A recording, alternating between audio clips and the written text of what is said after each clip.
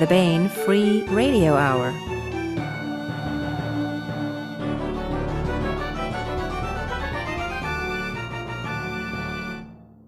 On the podcast, the keystone to the Arch of Time, found in Fort Smith, Arkansas. Now, will somebody put it back in the day before yesterday?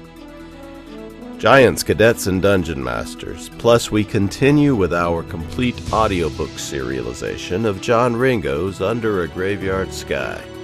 All right now.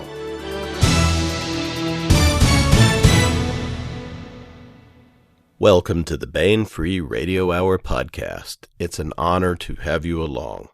I'm Bain editor Tony Daniel. This time we have part 2 of a 2-part roundtable discussion featuring the authors of A Ring of Fire short story collection, Ring of Fire 4. Our participants all wrote stories for the book, and they include Eric Flint, David Brin, Charles E. Gannon, David Carrico, Walter H. Hunt, Robert Waters, Walt Boyes Joy Ward, Virginia DeMarce, and Bjorn Hasseler. Plus, we continue with our complete audiobook serialization of Under a Graveyard Sky by John Ringo. We are closing in on the finale soon. Now, here's the news.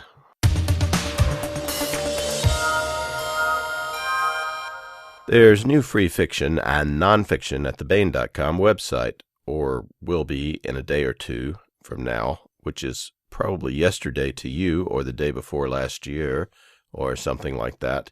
And for that ailment, we have an alternate history tale from David Brin. It's at the Bain.com main page, or will have been, or will be, or was. You get the picture. This is 71. The 71 refers to a year like 1632 does in Eric Flint's Ring of Fire universe. In fact, this is set in Eric Flint's alternate history.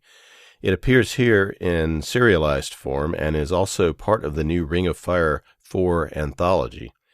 We are about to hear more from David Brin and the other authors in our interview, but if you want a nice introduction to the anthology, or you want to read a story by the legendary David Brin, or you will basically read the ingredients on a cereal box if someone points to them and says, "Hey, words," then check out 71. And let that lead you into the other great stories in the Ring of Fire 4 anthology. Also at Bain.com is a great story by another legend, David Drake. This is Cadet Cruise, and it is a story set in Dave's RCN Lyrian Mundi military science fiction series. This is a really cool story because it's about our redoubtable and adventurous Captain Daniel Leary, hero of the series, along with Adele Mundy, back when he was in the Naval Academy. It turns out he was just as much of a roguish hero back then as he is in Dave's new entry in the series, which is out in June, or was, or will be. That book is called Death's Bright Day. So if you want to have an adventure with a young Daniel Leary in preparation for a Death's Bright Day, check out Cadet Cruise. Also on the Bain website is a really cool article by Bob Kruger. This one is called Do Dungeon Masters Roll Magic Dice? In this piece, Bob makes the argument that the best dungeon masters and such in role-playing games have the ability to deceive themselves in a creative way, as well as to deceive the players. Bob Kruger runs the publishing company Electric Story, where you can find my short story collection, The Robot's Twilight Companion, as well as stories by lots of great writers like Michael Bishop, Susie McKee Charnas, and that G. Railroad Martin guy. But for years, Bob was a writer for Microsoft Online Games and for Wizards of the Coast. He interviewed several writers and game designers for their take on the self-deception issue and Bob's argument that dungeon masters use it on themselves. From Bain author Reiki Spoor to D&D 3 designer and writer Jonathan Tweet to the Wizards of the Coast founder and more. It's a fun piece, and Bob makes a pretty compelling case that the dice in D&D are stage trappings for storytelling, even if the DM believes that somehow he is obeying the dice rather than them obeying him.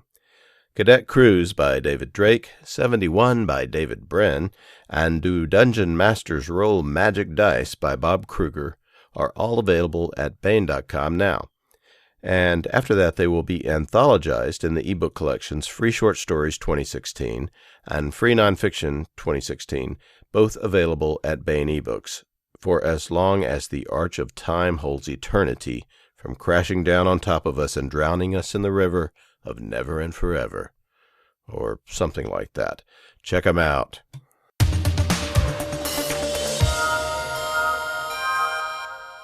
This is part 2 of a 2-part roundtable discussion by the writers collected in short story anthology Ring of Fire 4. You can hear part 1 of the roundtable on the previous Baen Free Radio Hour podcast.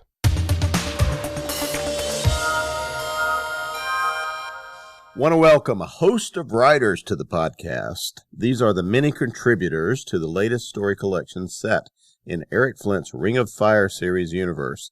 That book is Ring of Fire 4. Hello, everyone. Hey. Hello. Hi. How you doing? Hello. There's a bunch. Eric Flint is the creator of the alternate history Ring of Fire series, beginning with his groundbreaking first book in the series, 1632, published in 2000, and continuing through many best-selling books, stories, and collaborations. Eric's writing career began with science fiction first contact novel Mother of Demons. With David Drake, he collaborated on the 6-volume Belisarius series, and with a great many other writers, including David Weber, Mercedes Lackey, Katie Wentworth, Dave Freer, and Reiki Spoor. As he states in the introduction to Ring of Fire 4, the Ring of Fire series has about 2,900,000 words in novel form, about 2,200,000 words in anthology form, and in ebooks and anthology books that are ebooks, about 5,673,000 words, which is 21 times longer than The Lord of the Rings and 16 times longer than War and Peace. Also with us is David Brin. In addition to being a friend of Eric's, David Brin is a scientist, speaker, technical consultant, and world-renowned author. His novels have been New York Times bestsellers, winning multiple Hugo, Nebula, and other awards. At least a dozen have been translated into more than 20 languages. Others of the 1632 glitterati with us now are Charles E. Gannon, 3 times Nebula nominee for his Kane Riordan science fiction series, and within the 1632 sphere, he is the co-author with Eric Flint of 1635, The Papal Stakes, and 1636, Commander Cantrell in the West Indies. Also with us is Walter H. Hunt, who is the author of the Darkwing Space Adventure series. He is the co-author of 1636, The Cardinal Virtues. David Carrico is with us. He is the co-author of 1636, The Devil's Opera, and the sole author of 1635, Music and Murder. David is now reviving the Zhao Empire science fiction series with Eric, with upcoming novel The Span of Empire, out in the summer.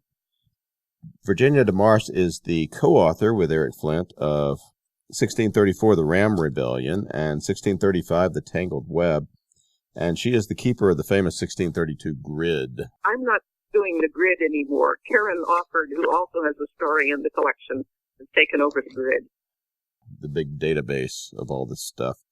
Robert Waters is the author of many science fiction short stories, and Walt Boyes and Joy Ward are also the author of many science fiction short stories, and Walt and Joy are the editors of Ring of Fire Press, and Walt is the editor of the Grantville Gazette. Also here is Bjorn Hasseler. All of these people are regular fixtures in the Grantville Gazette and elsewhere in the 1632 universe.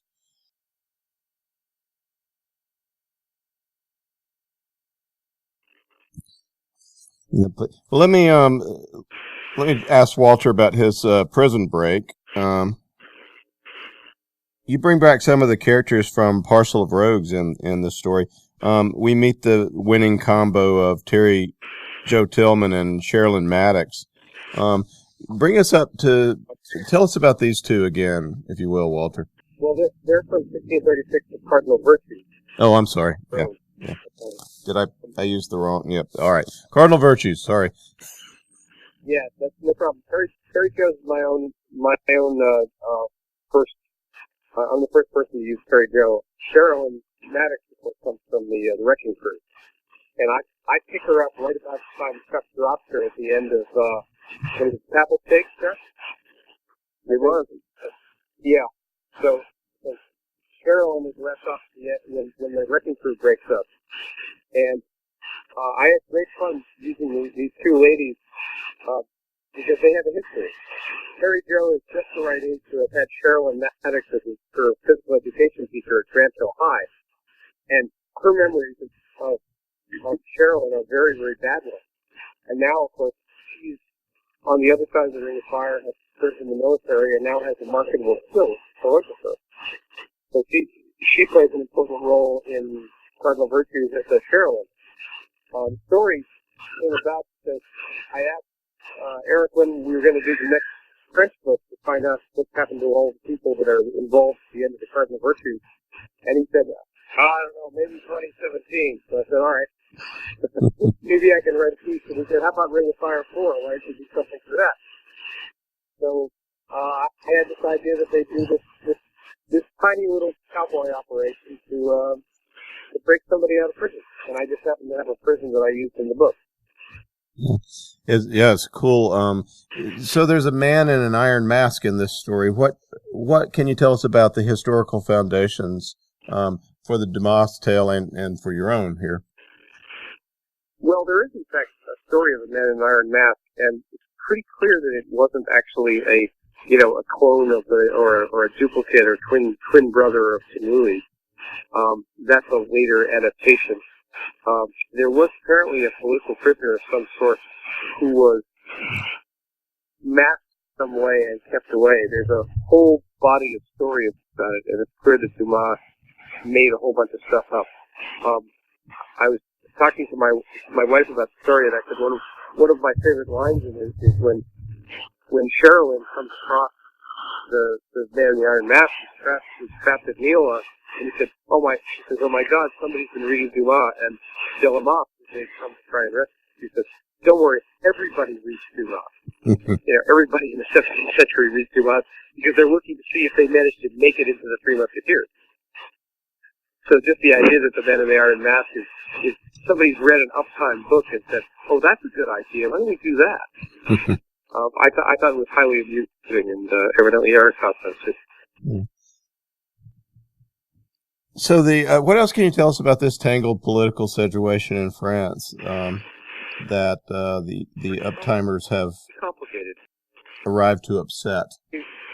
Your book was the Richelieu book, right? That's right. Yeah, this is the first time we've been back to France really since 1633, except peripherally. The problem with France is that there's an installed king who hasn't got an heir, and an active younger brother who would make a great king if only he had been born a little earlier. But the fact is that Louis and Gaston are two of 14 children, because there's an enormous number of bastards, an enormous number of children of mistresses, and Henry, of course, had two wives. The father had two wives. So the French political situation is immensely complex, and Richelieu and Louis have arranged this situation where there will now be an heir, and all they have to do is protect the heir. But no sooner does that get underway, but then King Louis is assassinated by his older brother, who didn't intend to assassinate him at all. So there's all kinds of different people swirling around, and it's unclear who the real king is. I wanted to mention that Eric mentioned this whole business about how no child after 1632 will be exactly that child. When the principal family in the series adopts Spinoza from the Jewish family, the fact is that the way the number of ways in which the tiniest perturbation can change which sperm meets which ovum means that nobody's going to be the same unless you truly believe in nurture over nature. Believe me, we use that stuff all the time, David. Yeah. That lets us get away with all kinds of stuff. Well, I think we could probably say that Eric does not believe in the great man theory of history. No. But I mean, that's it allows us to do things like have people assume attributes that they might not otherwise assume at that time. For example, in Cardinal Virtues, I get to use Anne of Austria more as she was after her husband's death, just as she is with her husband's death, except she becomes a stronger character. But that character doesn't emerge until the 1640s. But I can bring her back and have her do that in 1636 because all the parameters have changed, the circumstances. So, David Brin, can you repeat what you were saying to David Carrico? Oh, I was just saying, and it does look like it is our fearless leader, Eric, after all, whose influence on multiple worlds is such that we were getting staticky feedback from it. That's probably the shard of... Damn shards. Filled with reality and portent. It was not information free. I was just saying to David C. that his expertise in music might make him very interested in a completely different time travel. And so get in touch with me, David. Yes, sir. Right. Yeah, I would do that, David. Let me make a note of that. Yeah. I have been really impressed with David's work. All right, so let's talk to Walt and Joy. Are you there, guys? Yeah, I'm here. Y'all deliver a very nice little character piece, and it's about being gay and dogs. So we have a gay character in Henry who's mourning the loss of his one-time lover. Did you do some research about the situation for gay men in 1634 Germany, or? Yeah, we did. I mean, it's not very hard to do that, to be quite honest, because if you just do a little research, you find out very quickly how dangerous it was for them, and how their lives were so circumscribed. And that's really what propelled us into making them come out, basically, to each other at least. I mean, the Italian character he's not really out, but he's a little more out than Henry is. But Henry he's really a beneficiary of the Ring of Fire. I mean, he would never have done this if the Ring of Fire had not happened. So this is an example of a real cultural gain that was delivered by the juxtaposition. There's also a lot of about current medical knowledge and how it's rapidly changing. Current as in 1634. Mm-hmm. What can y'all tell us about that?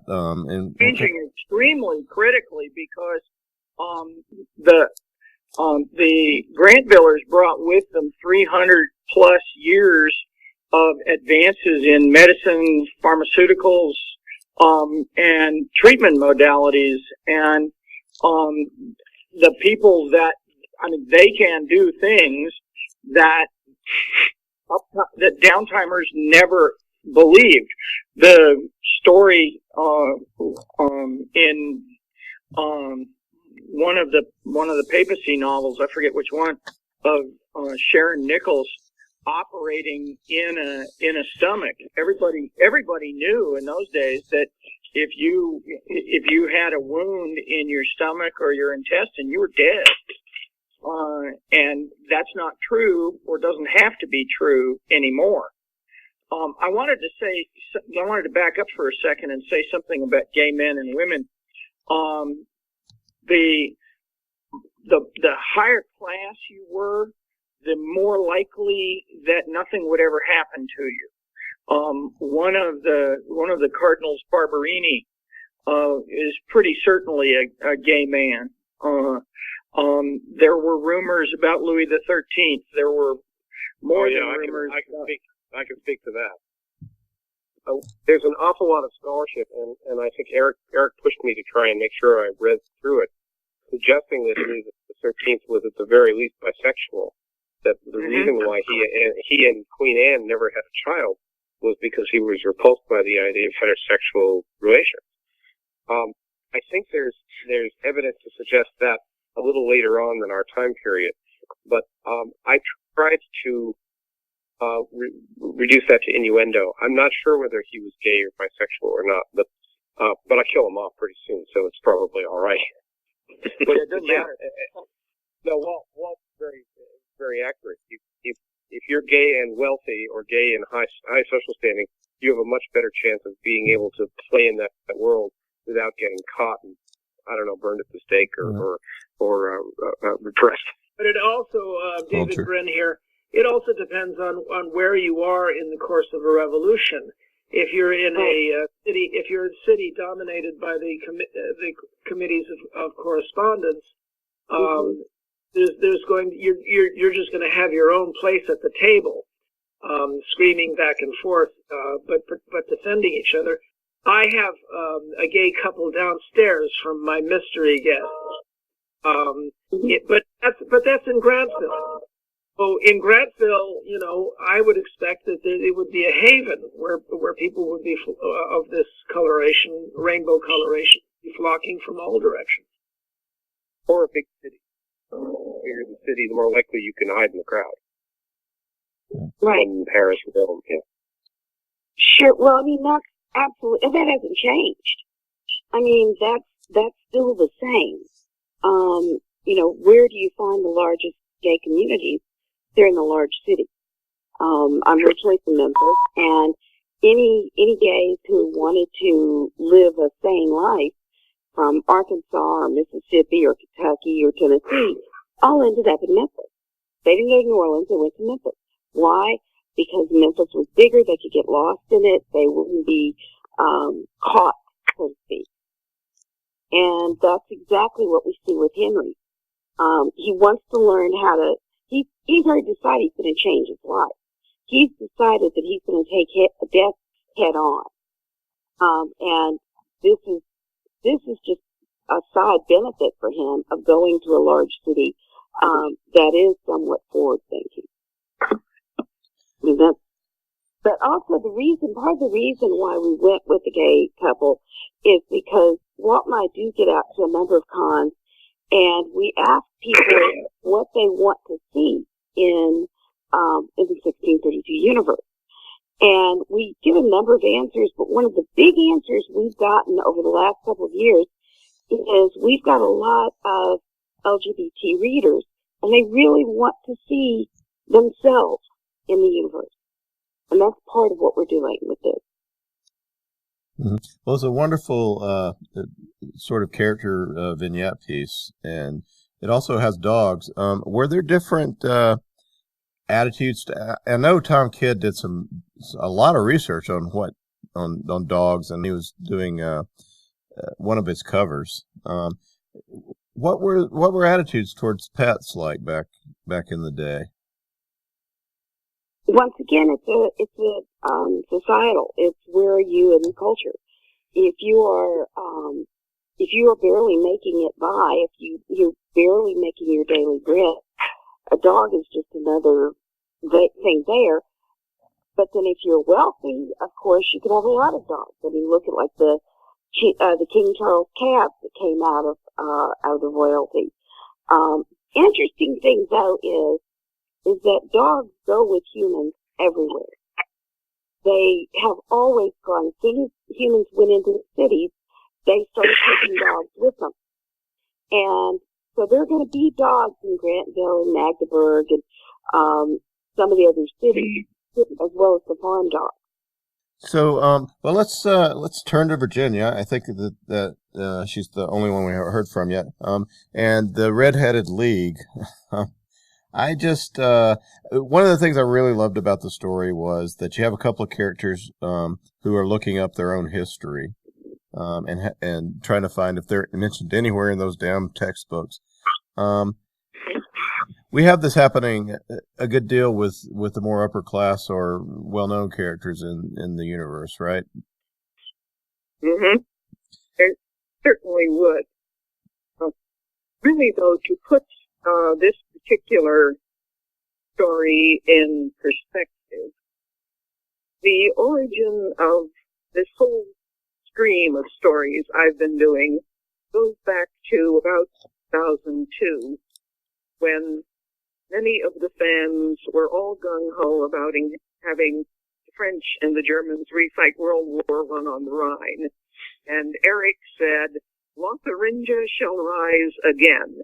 He wanted to develop a series of buffer states between France and Germany's USA so that they couldn't do it, not without a lot of political complications at any rate. So I have been looking at Burgundy and Alsace and Lorraine areas in there. Then the other one was that for the Bavarian crisis, I produced Maria Anna, who was in fact a very staid and devout young woman. And Eric said, we don't want to do that again. Can you find a heroine from the time who wasn't that kind of pearl? And I came up with Marguerite de Rohan, who most certainly wasn't. Not only was she 10 years younger when she first shows up in this story, but out of a totally different cultural milieu. Yeah, she's a firecracker. Why does she need a husband?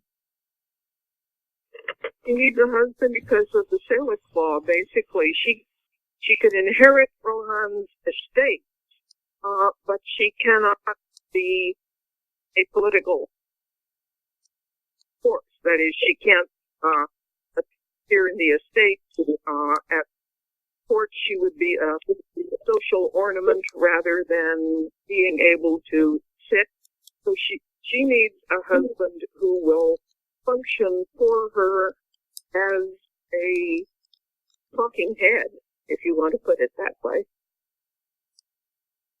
And from her father's point of view, he is by golly going to be Protestant. Well, she's Huguenot, right? Is that what? Huguenot, yes. Calvinist. French Calvinist. And the redheads of the title, who are they? They are legitimate historical redheads. They are Henri de Rivigny, who was a client of the Rohan family, and in the real world devoted most of his life to fighting a rearguard action against Louis XIV until he finally lost with the revocation of the Edict of Nantes in 1685 and went into exile in England. The other one is August von Bismarck, and people are going to have to know a little about the family to get the joke, because at one point he says, and this famous guy must have been one of my descendants of one of my brothers or cousins. They must have held on to Schönbrunn because he came from there. This was the direct lineal ancestor of Otto von Bismarck. In the real world, in the 1640s, he went back to Brandenburg and settled in and reconstituted the family estates. But there is absolutely nothing about it in the resources that Grantville has. And this is one thing that I do like to emphasize, which is that Grantville's library has a lot, but it's not going to have the answer to everybody's question. Yeah, they didn't come back with the Library of Congress. They have basically a small-town library, right? Yeah, besides they have a small-town high school library.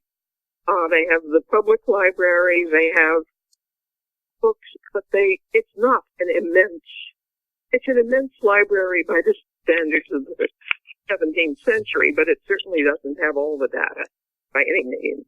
This is David Brin, but I just wanted to comment amid your brilliant depiction here that of the year 2000, there weren't all these little pocket storages of the entire Wikipedia. I have one. Okay. The book ends with this big new novella, Scarface, which I thought was really great. And we bring back the beloved character for further development, and you introduce the very resilient Eva von Anhalt-Dessau. Is Chuck still there? He is. Can you tell us a little bit about Lefferts? Give us some background. Well, I come into the story late, since obviously he doesn't start out in Pebble Stakes, but that's where I certainly picked him up. Lefferts is a kind of interesting fellow who was a bit of a sports hero, sort of, the the one most likely to fill in the blank, I think, when he graduated from high school. And one of the things that Eric brought forth in him, that he is one of those individuals who probably would never, he's one of those people for whom probably the trip through the ring of fire took a person that would possibly have bounced from job to job and not necessarily found a niche to becoming, if you will, a sort of right man at the right time sort of circumstance where his various, both the things he was interested in and his natural aptitudes combined to make him, according to Eric, one of, a leader, for what Eric considers to be the premier sort of, commando, outfit in that period of time. Now, I should say that when Eric and I actually had to sort of sort this out in the process of Papal Stakes, I think of commando more in the sense of what comes up out of the original word was bull and turns into sort of special operations in the sense of, SAS or Green Beret or things like that. Eric was thinking about it, I think, more predominantly in the sense of, political operatives, such as the commando groups, as they called themselves, that were, if you will, the elite of the partisans in the Balkans and places like that.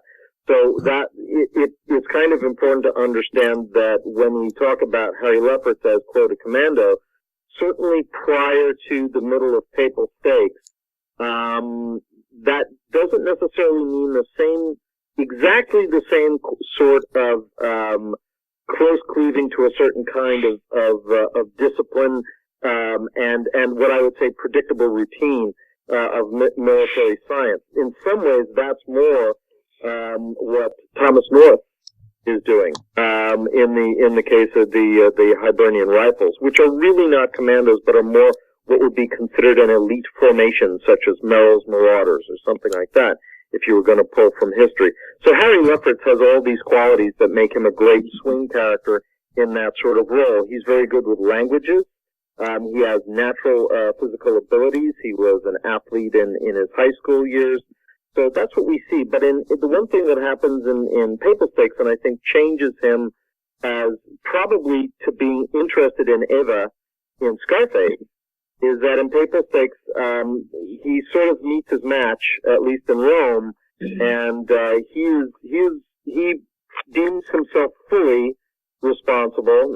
That's probably an excessive. I would say, while I don't want to diminish the tragedy of it, he's having a little bit of a pity party there. But he does that by saying, I'm responsible for all of that. And that changes him. He learns to be more of a team player. He learns to, I think you could say the first blush of youth is gone, and now he's more seasoned. And I think that change is part of what's going on. That arc of change is being carried through to what we see of him, in many different perspectives in Eva, in the relationship with Eva and Scarface. It's a great closing novella. Have we lost Eric permanently? Are you there? Well, let me just close it out then by asking a general question. Why do you guys do it? Why write in Eric's universe? What's the allure? I guess it's different for everyone, but part of it's Eric. Mm-hmm. We all like to work with Eric. Yeah, he asked me to. That was. There you go. That's a good answer. But why? I mean, there's a lot of universes of there's some fan fiction, but it's just not. This seems like a particularly tight knit and resonant group. What is it that keeps you guys so? I like it because I love history. I mean, that's one of the things that I like, the twist of history. I've always enjoyed alternate history. So when Chuck invited me to actually give it a shot, I said, why not? And since then, it's been just terrific. I mean, that's what keeps me. I mean, it's the lure of the history that's there, and then my freedom to twist it to make it, in my mind, far more exciting than what's really there. So another thing that's of interest is that we get to see who it is that fits the downtime and who it is who simply remains estranged from it. That's a theme that I find very interesting. somebody like Harry Lefferts who can adapt to being in the 17th century, and he just kind of fits into it and gets to be a person he never would have been uptime. Whereas some people can never get used to the Ring of Fire, can never get used to being in the 17th century, and they never adapt. Well, that's one of the themes that I kind of like to explore too, and I've done that in some of my stories. The notion that people that are used to modern age are thrust back in the time, and they just can't adjust. It's just something that they just can't get their heads around, and I find that to be a very compelling situation to write about. In Cardinal Virtues, Terry Jo adapts to the 17th century. She becomes an uptimer in downtime, whereas her father really cannot accustom himself to it. And I think, Robert, I believe you used her father in a story. I got to use Terry Jo for the first time, but I believe Rivers of His Memory is where we get Terry Jo's dad for the first time. Yeah, he's in River of His Memory. He's friends with one of the main characters in there, the one that's suffering from Alzheimer's. And you're right. He's a little bit of a fish out of duck out of water, fish out of water. He doesn't really relate. He's a Vietnam vet, and it's difficult for him. He manages, but it's difficult. Well, by the time we meet Terry Jo, he's lost not only his sister-in-law, but he's lost his wife. Both right. And he sort of blames the Ring of Fire, but the fact is, Terry Jo observes that it isn't the Ring of Fire that killed these two women. It's Huntington's disease, and they were holding on when they were uptime, and they simply couldn't hold on any longer once they were downtime. But he simply culturally can't assimilate to the downtime.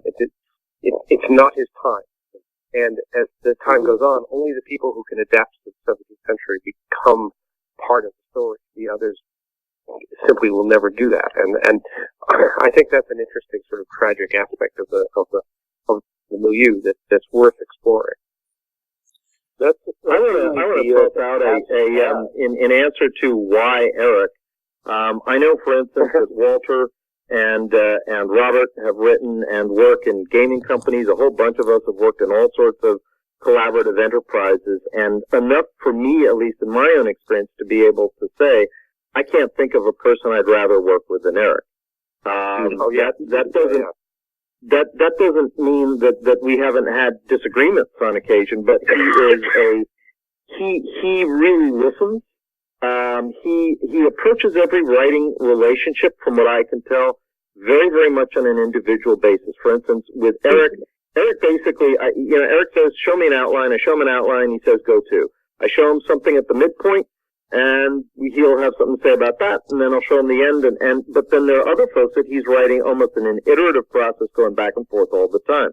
And then you consider the fact that this is a person who, basically threw his universe and his arms open to writers who, this is a very hard field to get a start in. He basically said, you want to play in the sandbox? Come on over to my house and play in the sandbox. I mean, there's an incredible generosity of spirit there that shows up in pretty much every aspect of working with him, that, because, now I'm probably, people are probably going to write on Facebook, hey, Chuck, you need to wipe that brown stuff off your nose. But that's really not why I'm saying this. I'm saying because it is really the case. And my guess is you could approach me where there are no microphones, and I will say the same thing. And I would dare say that everybody on this phone call probably would say very much the same thing. Yep. Agreed. Yeah, but he makes it work really hard. Eric does look for people who are willing to work in a collaborative environment. I know that for me, he was interested that I had done collaborative technical reports for years and years in the federal government. They weren't fiction, but I had to adapt what I was writing to what the other field representatives were writing. Virginia, you said they were for the federal government and they weren't fiction? That's just wait. That was a softball. So the history. Everybody that I've ever talked to about Eric has said basically what Chuck just said. So maybe him signing off gave us a chance to do a little Eric Love Fest. Oh yeah. Well, this is David Carrico. Let me throw a couple of words in here. First of all, Eric pays it forward better than anybody I know. Yeah. True. You know, every advance in my professional career, Eric has been involved in. Every step upward in my professional career, Eric has been a factor. He pays, you know, and it's all, he just does it. He's not looking for paybacks. He's not looking for pats on the back. He just does it. That's who Eric is. And that is, you know, like everybody else has said, that is part of why we do this, is because Eric makes it so enjoyable. I think I'm the only person in the call that has worked with Eric in 2 of his story universes, because I got the privilege of completing the first draft of Span of Empire.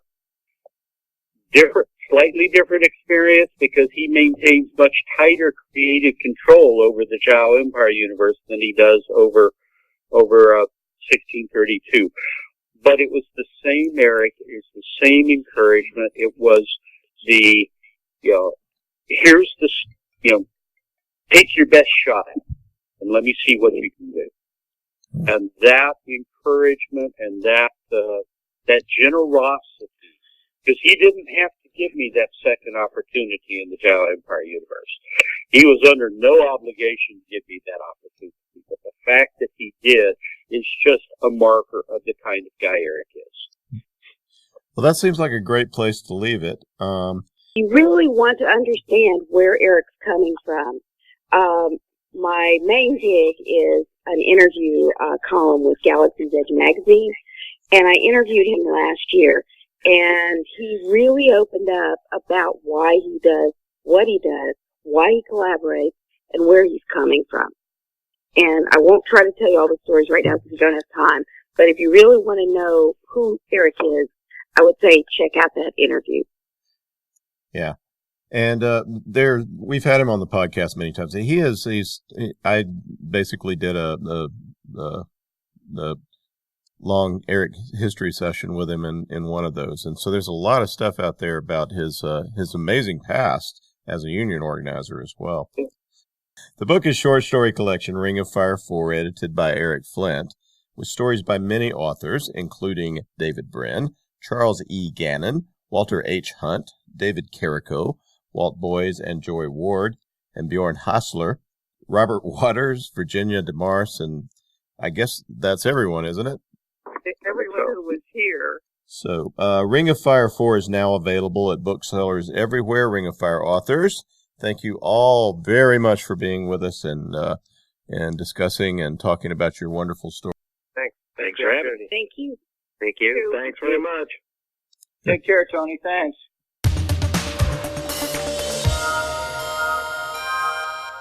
That was part 2 of a 2-part roundtable discussion on Ring of Fire short story anthology, Ring of Fire 4. Part 1 of the roundtable was part of last week's podcast.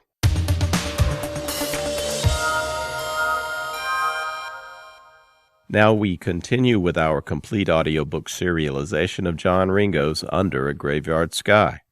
This portion of Under a Graveyard Sky is provided by Audible.com. Get the complete audiobook at Audible.com now. If you're not a subscriber, you can get the entire audiobook free or choose from more than 100,000 other titles when you try Audible free for 30 days. Now here is another segment of John Ringo's novel of zombie infestation and the heroic humans who fight back, determined to pull the world from disaster and humanity itself from the brink of annihilation. It's all taking place under a graveyard sky. I can't believe we're trying to unrep from a cruise liner, Gardner said. Unrep, or underway replenishment, was a tricky business in the best of times and circumstances. The basic idea was to create sort of zip lines between 2 ships and slide stuff back and forth. Simple on land. 2 rocky points tended to stay reasonably the same distance apart down to the subatomic level. Ships, however, did not. So what usually happened was that your package, be it ammunition or food or toilet paper or, God help them, people, tended, if the ships closed, to go into the drink, or if they separated, be flung upwards at a high rate of speed. In extreme circumstances, the package could fail to choose between being crushed as the two close following ships collided or being flung upwards, the rope part, and go flying into the far distance. One unfortunate and extremely disliked lieutenant commander in the Navy in the 1960s had all four happen on a single attempt at moving between a destroyer and a carrier. The lieutenant commander was first dunked, then popped back out rapidly enough to thoroughly dry the ropes as they hyperextended. This, of course, had the effect of bouncing him up and down like a tightened rubber band. He was then dunked again, repopped, at which point the carry line parted, throwing the unfortunate officer upwards in a ballistic arc. The lieutenant at the con of the destroyer panicked, ordered a radical course correction to starboard towards the carrier just as the officer landed in the water between the two vessels, which promptly collided. The lieutenant commander was assumed to have been crushed, as his body was never found. The irony that the lieutenant commander, the carrier vessel battle group's inspector general, had just written a scathing report on the con training of the officers of the destroyer was not lost on the incident report board. Thereafter, the Navy went to all hello or boat transfers for personnel at sea. "You know, we just hit the 400 mark," Steve said, keying the double doors. 400 days? Fontana asked, popping the hatch with the Halligan and moving back. 400 people, Steve said. 400 known survivors of humanity, plus the hull and CDC, and whoever they're in contact with. Holy crap, Faith said softly. I know it's not a lot, Steve said, shining his tack light around the cavernous room. A zombie in the distance growled, then howled. It couldn't even be seen, but it alerted others, who stumbled to their feet and headed to the lights. But we're getting there. Back to defense positions. Not that, Faith said, taking up her position behind a counter. That room. What was it? Casino, I think, Fontana said. He began slow-aimed fire at the blinded zombies, stumbling through the door. He already had 4 magazines laid out on the counter. It's huge, Faith said, sticking a finger in her ear to cut down on the cracks from the AK. Should have seen the ones in Vegas, Fontana said. Maybe someday, Faith said, when I'm like 90. Zombie Clearance Vegas. Resident Evil, the cruise ship. You can see the game, right? Hooch said. I think we're playing it, Steve pointed out.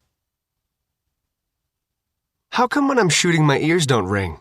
Faith asked, tagging a zombie in the chest as it tried to figure out how to get around a roulette table with a surefire in its eyes. The beauty of this ride ahead. Tap, tap. The zombies were having trouble with the complex layout of the casinos. Casinos were designed to get people to change directions so they'd go, ooh, I bet I can win that game. The zombies could see the lights. They just couldn't figure out how to get to them. Then, all of a sudden, they would. For that matter, it wasn't always clear to the clearers where the open areas or the zombies were. Clearing them out was a painstaking process of zombies howling and thrashing in the darkness. When they could, they took the zombies at range. Faith had to break out the kukri. Twice. Oral damping, Fontana said. Checking right, she said, shining the light around the other side of the roulette table. For some reason, the chewed-up people just weren't horrible anymore. She could even slide her eyes right over the kids. There's an answer? I was sort of asking one of those rectangular questions. Rhetorical, Fontana said, chuckling. Clear left. Clear-ish. I think we're going to have to sweep and re-sweep. Works for me, Faith said. Hang on, stumbler coming around my side. She took the shot. She'd stopped double-tapping to conserve ammunition, but the .45 round was usually good enough with one shot. It didn't kill the zombies immediately, but they bled out pretty quickly. Reloading. Hang on, Da, she said over the radio. Go. I'm running out of .45 mags. I've got ammo, but I don't exactly want to re-ammo in here. I've got mags, Fontana said. Like I'm gonna use a Colt if I don't gotta. Faith said. I could also use a break. Roger, pull back to the entrance. This does get the adrenal gland, don't it? Fontana said, firing twice in rapid succession. They just seemed to come out of nowhere. They'd learned when they cleared the theater to shut the door behind them. It meant they didn't have a way out. It also meant they didn't have leakers that suddenly appeared when they thought they were at a secure point. And I think, if we're going to keep clearing this thing, we might as well all go to carbines, Faith said, starting. She fired 2 rounds into a body on the floor. It moved. I swear it did. How long can I stand under here? Faith shouted, as the water from the fire hose poured over her. As long as you want. The guy manning the system wasn't Coast Guard. She didn't even recognize him. It recycles. Cool, Faith muttered, giving him a thumbs up.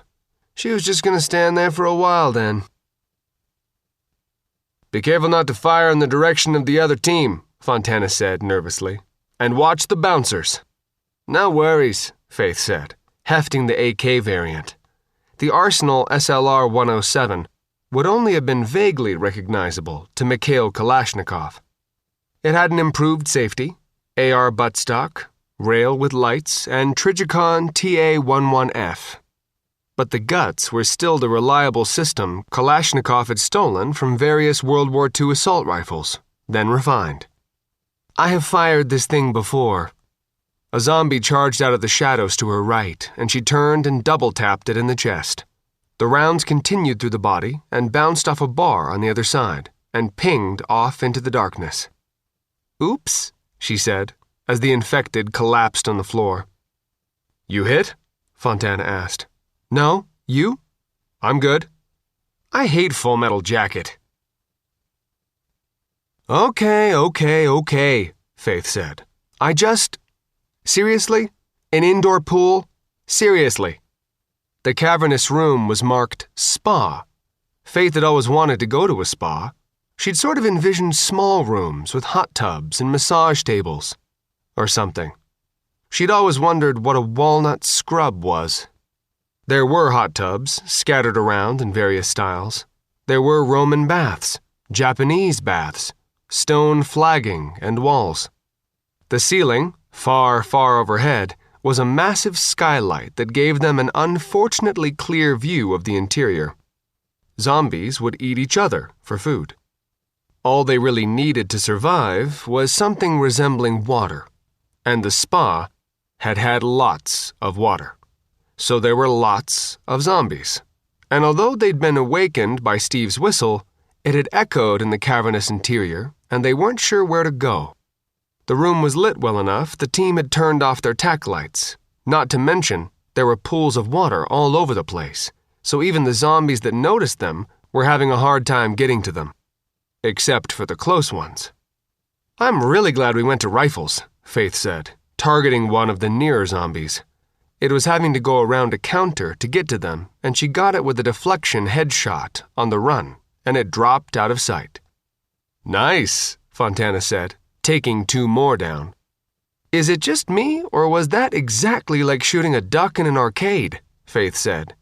She fired at another one, but missed. We gonna move forward? Yes, Steve said, firing. But one team. Head for that high ground over there. The high ground was what had probably been an indoor waterfall. Hug the wall, Steve said. Take them down as they come to us. Don't engage over 25 meters unless I say so. What's the fun of that? Faith asked. I'd like as many rounds to go into zombies as possible, Steve said. Don't shoot till you see the reds of their eyes, Fontana said. Gotcha. The one problem with the high ground was that once they'd gotten up there, all the zombies could see them and closed in, and they couldn't exactly retreat. This is getting sort of hot, Fontana said, doing a fast reload. He had to pat for magazines until he found one. Hot, yeah, Faith said, firing steadily at the mass of infecteds clawing their way up the former waterfall. But it's not in the dunny yet. Dunny? Hooch asked. Aussie for latrine, Steve said. What is, in your opinion, in the dunny? Fontana said. "'Cause I could sure use some time to reload mags." "Being in the dunny isn't no time to reload magazines," Faith said, reloading. "Being in the dunny is all your knives are stuck in bodies, you're tripping over your mags and brass, and your Halligan tool is bent. I can't wait for you to get legal so I can propose." "We in the dunny yet?" Fontana asked, as he stuck the pry base of his Halligan into a zombie's eye. "Nope," Faith said, pounding one on the head with her AK. "I haven't had to shoot one off me yet, and I've yet to pull a knife." "Dunny yet?" Hooch yelled, sticking his Bowie knife into a zombie's stomach and ripping up. "Halligan tool bent?" Faith asked, firing into a zombie's head. Another one grabbed her legs and her feet slipped out from under her. The zombie dragged her down the rocks of the waterfall as she kicked at it. Others piled on, trying to bite through her armor. "Shit, shit, shit," Fontana said. "Okay," she yelled. "Now we're getting there." "We're going to have to melee down to her," Steve said, smashing his Halligan into a zombie's head. "We're barely holding here," Fontana said. "When we've winnowed them down." "Nice thing about being in a scrum," Faith said, as Fontana dragged her out from under the bodies. Steve was doing the same thing for Hooch. "You don't have to worry which direction you're aiming, and there's no real way to miss." That was in the dunny. She looked around, sitting up, her legs still covered by zombie bodies. "Hey, look, the waterfall is working again. Sort of." That was another segment in our complete audiobook serialization of Under a Graveyard Sky by John Ringo. And that's it for the podcast. Thanks to Audible.com and to podcast theme composer Ruth Jedkowitz.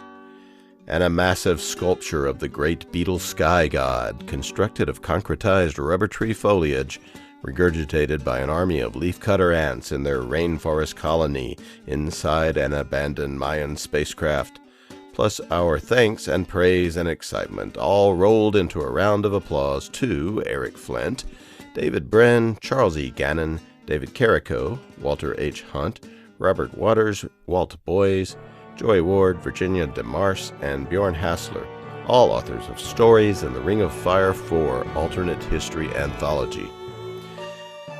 Please join us next time here at the hammering heart of science fiction and fantasy, and keep reaching for the stars.